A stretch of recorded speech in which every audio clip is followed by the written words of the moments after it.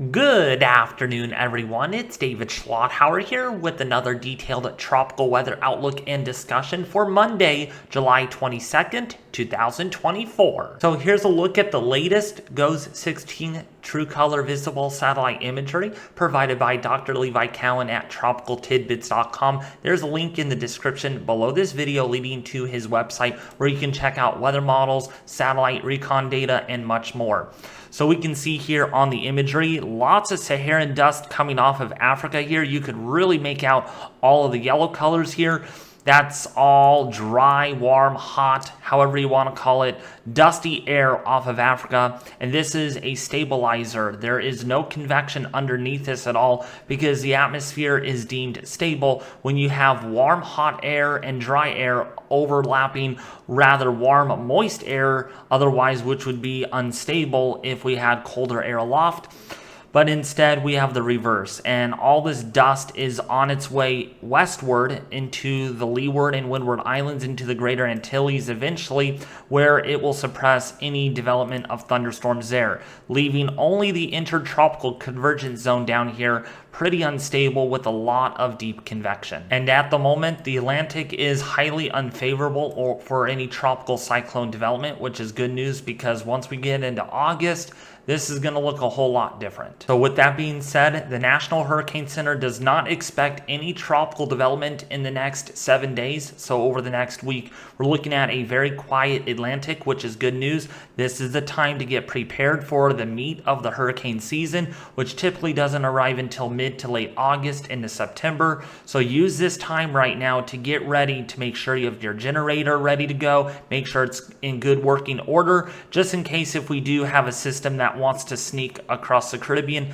makes landfall over here, or may want to go up the coast here of the eastern seaboard. Make sure you are ready because the National Hurricane Center gives you plenty of warning before a system makes landfall, and right now they are not seeing anything right now at the moment. But on the other hand, the National Hurricane Center is watching a couple of areas of interest off the eastern portion of the Pacific here. We have two areas that are dubbed yellow, which means a low chance. One of these does have a 30% chance of tropical development. This other one over here off to its west has a lower chance. In simple terms, the background state here not quite favorable yet for any tropical development or any genesis because of an unfavorable upper level pattern. But either way, we do have a couple of areas that we will be watching closely in the days to come, because once this activity gets into the Atlantic, everyone is going to be watching this. So now we're going to be taking a look at our global computer models for the tropics, because everyone is wondering, when are we going to see the possibility of any tropical development out there in the main development region in the Caribbean or the Gulf of Mexico? So this is a look at the GFS model, the geopotential height, cyclonic vorticity, and of course our winds. This is a 3-plot system, which is really helpful from Dr. Levi Cowan that makes this all possible. So these black lines are thicknesses, so that's what we like to look at. And then these wind barbs are shaped like this. This gives us our wind direction and speed at the same time. And these color shaded areas here are vorticity. So we're looking for spin at the 5,000 foot level above the ocean, above the surface initially, right above sea level, that is. And so we can use this plot system very easily to distinguish any areas of interest without looking just simply at a blob of rain or a blob of strong winds or such. All right, and I just got a text message. All right, so sorry, gotta not be distracted on that. So let's take a look here at the model, and let's go forward in time here, because this is, oops, I kind of spoiled that for you. So this is for Tuesday morning, July the 23rd. We can see a big old fat ridge of high pressure. This is keeping things stable, very dry out here in the lower levels of the atmosphere. Lots of Saharan dust, you name it, coming off of Africa, keeping things really in check. But, you know, that's not going to last for a whole lot longer, as we all know, because once we go into early August, I think the light switch is going to be flipped. And once it gets flipped, I think we're going to really have a busy period ahead of us. Perhaps by the 7th or the 8th of August, by the middle of August, and really, I emphasize, by late August, we could have a plethora of named storms to track, especially also by September. So in the meantime, we could just kind of take in the air and breathe it out, kind of. It's good that it's quiet now because this is not going to last for a whole lot longer. So this is out to 180 hours. So through the end of July, pretty much here, big stout ridge of high pressure. You could really see it here in the low levels. No vort maxes coming off of Africa, which is good. But guess what? That pattern really changes. Do I rarely go out beyond the 7.5 to 8 day period here? That's because there's really nothing to track. Now, when we have a system that tries to develop in the modeling, we will kind of narrow our forecast down to about 7 or 8 days. Really 7 days like the NHC does it. So we can see here now we do have a pretty intense tropical wave coming off of Africa. We could really see it right here. I circled this in black before it actually does disappear here. Actually, it's not going to disappear, which is, oh, there it goes. So we can see there is our tropical wave coming off of Africa. Pretty good vort max on that. A lot of spin in the central portion of that, which means it's a little more tighter. It's not as broad. And this is going to be moving generally this way because our ridge is shaped like this. So anything that comes out off of it at a higher latitude is actually might be able to bend a little bit more southwesterly and then kind of go underneath this ridge. So as we go forward, we can see what that tropical wave actually does. Now, there's probably not going to be anything. This is kind of what we look for. Maybe a little tropical system, but that's 10 days out. And GFS will kind of spit anything out. Any little thing that spins up is going to just take it to a whole new level. As we go to about 300 hours out, the first 3 days of August, there's that same tropical wave here. You can definitely see it. This is a little bit more enticing, a little bit more healthier. You can see the wave axis here. You can kind of see the little pinch with that wave. That would be an area to probably have a little bit more watchful hands on. I'm not saying this is going to develop into anything significant yet. It is too far to make assumptions about that, but it is something to point out here in this video that we do have a little bit of a wave envelope here, and that's thunderstorms that group together, and if they get organized enough and we have lighter shear, things can take off. We have another tropical wave getting ready to move off of Africa at this point in time, and then that really fails. But right now, I am starting to notice that this ridge here does weaken a little bit more and it shifts a little bit more west, which means trade winds out here are going to be weaker. And when we get these tropical waves that move off of Africa, off the Sahel region, that's where the intertropical convergence zone usually reaches by mid to late August, we could be dealing with a lot of named storms. I promise you guys, we know it's coming, just not right now. And again, take the calm spell as a moment of preparation because I'm going to do all I can to make sure you all are ready and prepared for perhaps, again, the forecast is calling for a hyperactive season. Here's a look at the European model. Same thing here. Nothing really eye-popping or eye-catching yet to speak of. Interesting enough, though, the European, just like the GFS model, does want something to spin up right off the coast of New York. That would be interesting. Little too far out to make predictions on that because every model is going to be different. You can see the last model had nothing, and now this model has something. Just like the GFS model, if we actually go back, come on, work with me, Tropical Tidbits. There is, where was it? I think it was, maybe it was right there. Very hard to make out, but you get the idea. There it is. I think it was this little bit of spin somewhere. Oh, right there. That's where it was. So if we actually go back at the 06Z run, it wasn't even there. So you guys might look at that and be like, oh my gosh, tropical storm developing. Oh my gosh, we got a tropical storm to watch. No, Don't freak out. It's 10 days out and it's very tiny. I don't even think it should even exist. And guess what? We can get some help from the ECMWF EPS or Ensemble Prediction System, which has 51 members put together to make an ensemble.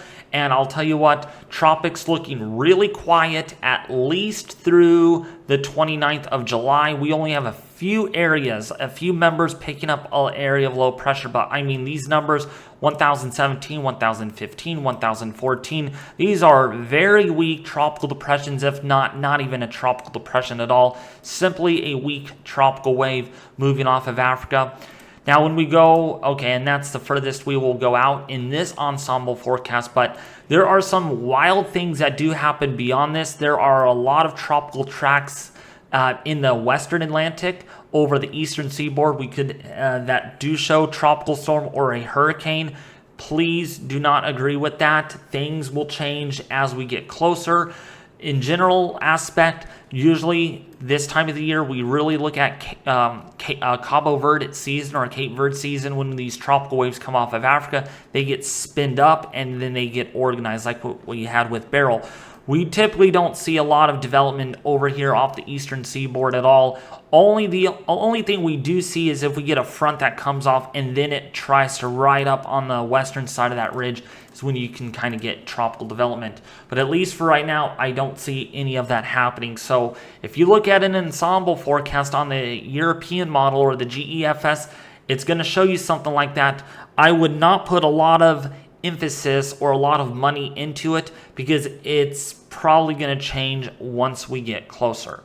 All right, so now another way to look at this, there are symptoms. It's almost like kind of getting a cold, right? Maybe you get a stuffy nose and you're not quite showing symptoms of like a cough or being tired, right? Sneezing or whatever, a stuffy nose is a symptom of maybe having a cold or actually having the flu, if that makes sense, right? So this is a symptom of what we are expecting to see outside of the realm of deterministic modeling, all right? So what you saw is through the next 10 to 15 days. But what goes on beyond the 15 days? Well, what we do have going on is a lot of upward motion over Africa, and this is an easier map to look at. So here is Africa right over here. Hopefully I do good at drawing this. Here is South America here. Here's the United States over here. And so you can see where our upward motion convective pulse is. We have upward motion also in the central Atlantic, in the western Atlantic as well. So things getting favorable, folks. And I'm telling you, flip of a light switch is the situation we're probably going to end up having. We're going to have one named storm and then we're going to have a few others following behind it. I am worried about. And then all the suppressive motion is over here. So now as we go into the August 11th, by the way, that's August 1st through August the 6th. Here is August the 10th through the 15th. So through the middle of August, we have a lot of upward motion over Africa. Now you're probably saying, oh, David, there's a lot of sinking motion now in the upper levels of the atmosphere. Does that mean we're not going to have tropical systems? Here's a little bit of a catch. This is more illustrating the MJO, but we can get convective coupled Kelvin waves that usually follow an upward barrage of motion that moves over Africa. So while there is some sinking motion here, this is indeed very favorable for tropical development underneath all of this, especially if we get these easterly wind anomalies that come off. We get anticyclonic flow in the upper troposphere. Things could kick butt very quickly. We can get a lot of systems developing in a hurry under this environment. So don't let this catch you off guard and thinking that, oh, so that's our favorable environment in early August. Climatology too really catches up on top of this. So even so we may enter an unfavorable period in late August, really that's saying instead of seeing 3 or 4 named storms, we might see 1 or 2 named storms. It's below average, but we do see activity still, in other words. So here's another way to kind of visualize this. This is a Mercator projection. This is a Hov-Moeller diagram. So your timestamps are on the left side, and your longitude lines are on the bottom of the screen. So we can kind of get an idea where our favorable motion is here. This is through at least 5th of August, so a convective coupled Kelvin wave could be moving into the central and western Atlantic perhaps by early August. We have suppressive phase motion going on in the central Pacific, but we also have to understand, usually on this side, okay, right over here, okay, I draw this up in other words, because when you have suppressive motion going on, you have westerly wind anomalies that happen, and then you get your upward motion, then you get your easterlies over here. So in other words, actually, to be quite surprising, this is the most unfavorable side of the MJO, and this is the more enhanced favorable side of the MJO, if that makes sense. I know, I'm losing you guys, and that's fine. I am going into a lot of detail with all of this, but you'll learn, you'll get the idea sooner rather than later. So now, this look at the MJO phase diagram. And some of you are like, oh, the unit of circle, that doesn't mean we're going to have a whole lot of development. But percolating in some of this activity, we could have convective coupled Kelvin waves that enhance the MJO briefly. So right now it is in phase 5, so that is in the Western Pacific. That's why we are seeing a couple of typhoons right now. That is going to be moving its way into phase 1 eventually. That is in the Central Pacific, right off the coast of Africa. And then it is going to be moving back into phases 2 and 3, but not as enhanced, not as amplified. But don't let that fool you, because Eric Webb did a pretty good job at drawing what this all means. And let me take my picture off here so you all can see the whole 9 yards of what we're actually talking about. Let me see if I can bring up a better illustration. Okay, that's probably going to be as good as we get it. Some of it is cut off, so I am sorry about that. It's just the way the screenshot is. But you can see clearly here that when the MJO is in phases 2, 3, and 4, that's this area. So if you look at the diagram down here, and I'm going to do as good of a job bringing my big old fat arrow. Look at this. This is phase 3 on the phase diagram. That's what we're seeing right now, right? That's going to be moving into phase 3 eventually. And you can see some of the brown colors that are over the central Atlantic. But actually, the upward motion at the surface is maximized. The surface convergence along that intertropical convergence zone is maximized. And we go into our next slide here. You can see phase 4, really favorable for the Atlantic. And you can see the areas in red here usually distinguish well above average tropical cyclone activity density, that is on the anomaly. Above average in red and the below average in blue here. So in other words, this is actually bad news. Even so we have that sinking motion, that's what we showed you here on this diagram. All of this sinking motion is bad news for the Atlantic, and I truly believe the first half, somewhere rather between the 4th, maybe the 7th of August through the 15th, we're going to have a very busy period coming up. That's my thought. And to add more to the concern about this is the sea surface temperatures. These are really, really warm sea surface temperatures, folks. In the mid to upper 80s in the Gulf of Mexico. We talked about this in a couple of videos ago, just how warm the waters are. We have really chiseled away at the warm waters up here across the southern coast here of Louisiana. Those were at 32 Celsius a few days ago. Now they're down to about 30 Celsius, and that is really shallow water. So it's able to cool and warm quickly thanks to thunderstorm activity that recently plagued the area. But now look at the east coast or the eastern side of the Gulf, including the Bay of Youth, the island of Youth, seeing sea surface temperatures in the upper 80s, very close to 90 degrees. In fact, there is a little island here, it's very hard to make out, that is nearly 32 degrees Celsius. That is insane to be. when you think about it. And if we get any tropical wave, folks, and I don't like to hype up things, but I really don't care at this point. This is scary. You've seen water temperatures like this, bathtub water. If we get a tropical wave moving over this area, takes 2 or 3 days to transit, we could be in big trouble. These systems could really intensify very quickly. If the shear is light, lots of deep layer moisture, and things come together at the right time, or at the wrong time, we should say, means things overlapping, we could see intense hurricanes over the Gulf of Mexico. At least in September, the chances are higher for that to occur. Upper ocean heat content is also insanely high as well. If we actually take a look at that, and I brought my picture back, so because some of you wanted me to bring my webcam back in yesterday's video, sorry about that, by the way. We can see upper ocean heat content here is very high as well. We're looking at orange, red, and yeah, there's even an island here of, off the charts of upper ocean heat content. That is pretty significant. That is extreme over Jamaica as well as over the Cayman Islands. And I said this time and time again, we get a tropical wave moving over this area. Shear is light like we had with Beryl. Look out. We could have a very intense hurricane transitioning over the Caribbean, even over the Bahamas, or even over the Gulf of Mexico.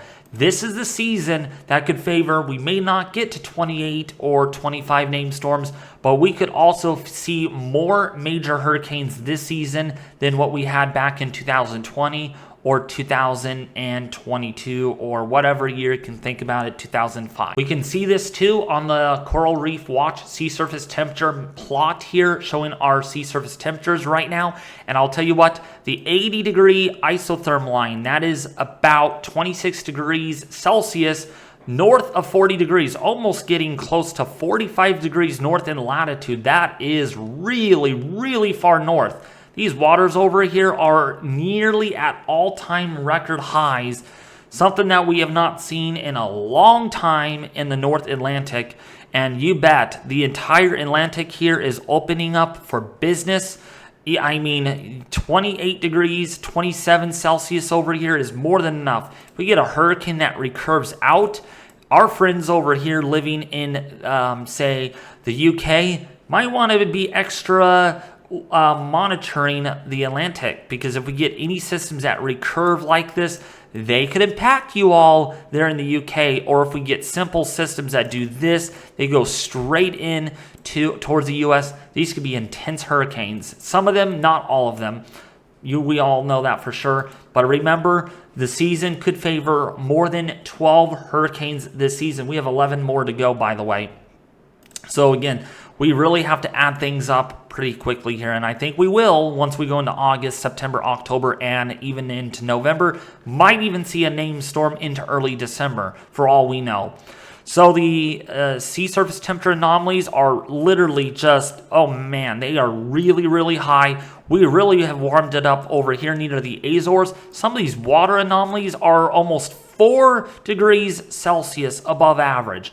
Holy cow, that is really warm. Then up here to the north, really warm. And boy, folks, if you want a hyperactive season, this is a season for that, because we have a really warm AMO look. The Iberian Peninsula current, the Iberian current, we should call it, really warm this time of the year, and that really keeps this really warm down here across much of the deep tropic. But anyways, if you found this video very helpful, please subscribe to the YouTube channel to show your support.